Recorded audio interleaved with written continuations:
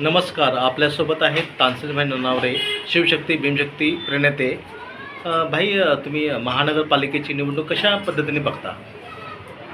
येत्या 15 तारखेला मुंबई महानगरपालिकेच्या नगरसेवक पदाच्या निवडणुका होत आहे.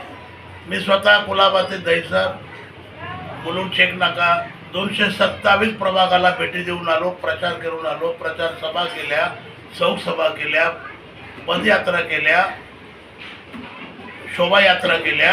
आणि मी ह्या मताचा आत्मविश्वासानं सांगू इच्छितो की 16 तारखेला 185 जागा महायुती जिंकणार आहे आणि महायुतीचं प्रचंड ताकदीचं सत्ता मुंबई महानगरपालिकेमध्ये प्रस्थापित होणार आहे. या निवडणुकीचं वैशिष्ट्य असं आहे की ही निवडणूक अत्यंत महत्त्वाची निवडणूक आहे. मुंबई शहराच्या भवितव्याचा निकाल करणारी निवडणूक आहे. गोरगरिबांच्या कल्याणाचा निकाल करणारी निवडणूक आहे.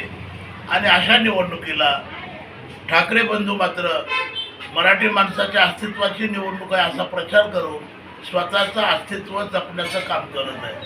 आणि मुंबईतला मराठी मतदार, मुंबईतल्या सर्व जाती धर्माचे लोक, मुंबईतील सर्व भाषेचे लोक हे जाणून आहेत की मुंबईला जर वाचवायचं असेल, मुंबईला जर शोभा करायची असेल, मुंबईला जर वाढवायचं असेल तर भाजप शिवसेनेच्या हातात या मुंबईची सत्ता दिली पाहिजे. या निर्धार मतदारांनी केला आहे. मुंबई शहर झपाट्याने बदलत चाललेलं आहे.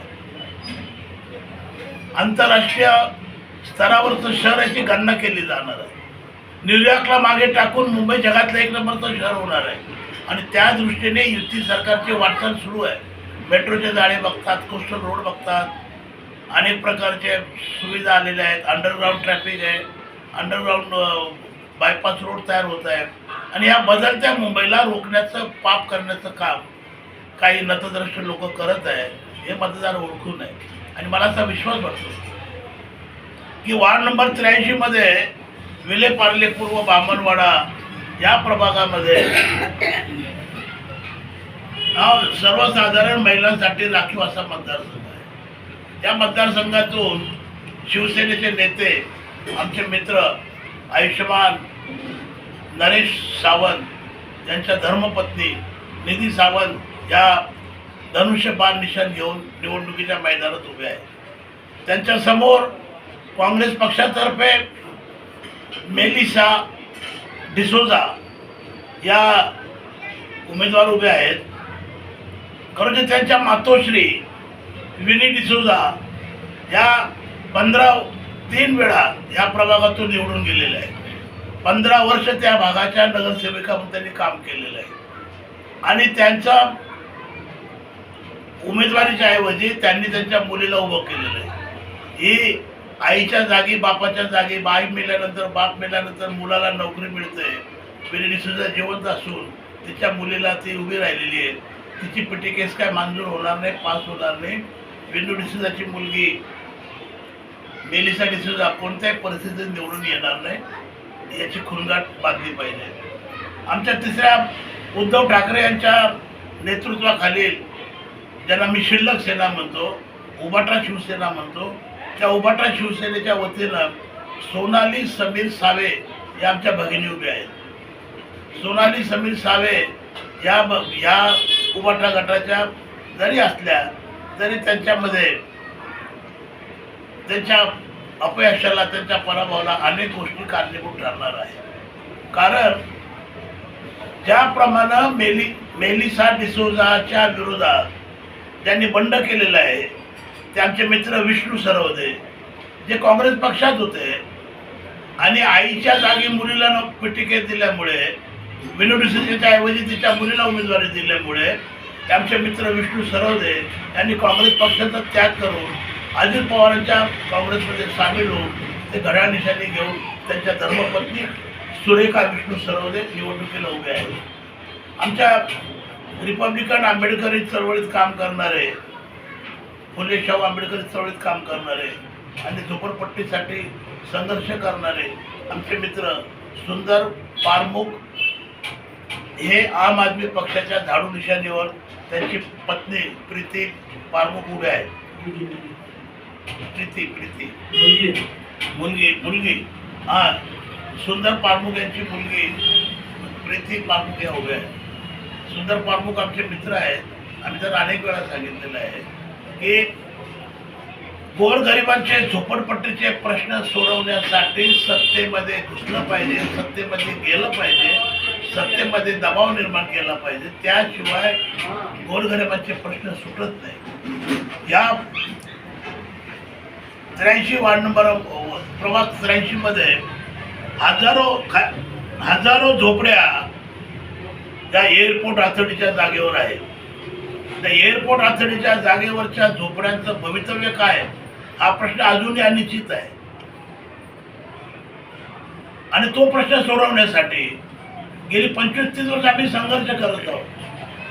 परंतु आता एक अशी परिस्थिती निर्माण झाली आहे की मुंबईला जोडून नव्या मुंबईमध्ये पनवेलमध्ये आंतरराष्ट्रीय दर्जाचं विमानतळ आलेलं आहे. आणि ते आंतरराष्ट्रीय दर्जाचं विमानतळ आल्यामुळे सांताक्रूजच्या मुंबईच्या विमानतळावरचा भार कमी झालेला आहे.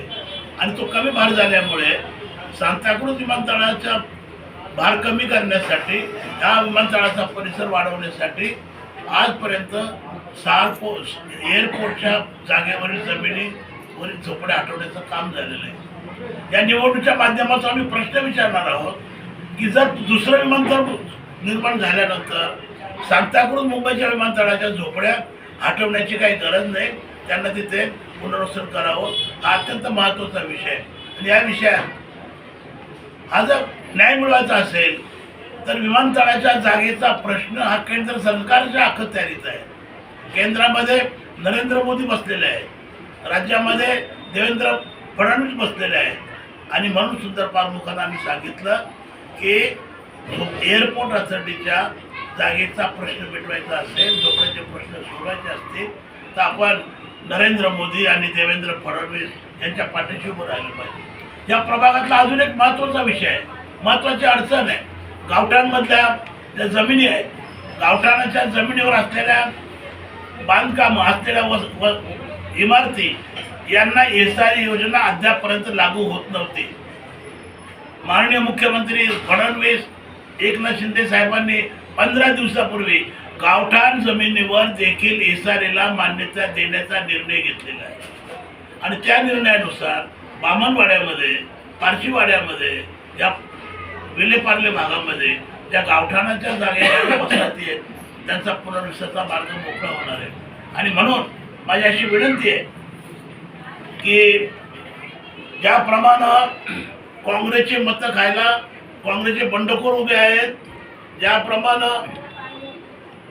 उभाटा सेनेचे मतं खायला अपक्ष उभे आहेत, परंतु निधी नरेश सावंत या शिवसेनेच्या भारतीय जनता पक्षाच्या उमेदवार आहेत, त्यांच्या पाठीशी अभेद्य एकजुटीची ताकद आहे, अभेद्य महायुतीची ताकद आहे. आणि त्याचबरोबर या शिवसेना भाजप युतीच्या उमेदवारांना RPI रामदास आठवले गट, माननीय बाबासाहेब आंबेडकरांचे नातू आनंदराज आंबेडकर यांच्या रिपब्लिकन सेनेचा पाठिंबा असल्यामुळे आणि आमच्या शिवशक्ती भीमशक्तीची अभेद्य ताकद निधी सावंतच्या पाठीशी असल्यामुळे निधी सावंत निवडून येतील असं मला विश्वास वाटतो. आणि म्हणून आजच्या प्रसंगी मी येथील मतदारांना विनंती करतो, आपल्या लेकराबाळांच्या, मुलाबाळांच्या, कुटुंबाच्या भवितव्यासाठी, भविष्यासाठी या निवडणुकीत दुसऱ्या कोणाच्या हातात सत्ता जाता कामा नये. आपल्याला विकास साधायचा असेल तर देवेंद्र फडणवीस आणि एकनाथ शिंदे धन्यवाद तानसेबाई ननावरे, भीमशक्ती शिवशक्तीचे प्रणेते आज आमच्यासोबत होते. तानसेबाई ननावरे, मी पत्रकार माधव पवार, मुंबई. सर धन्यवाद तुम्ही आमच्याशी बोलल्याबद्दल.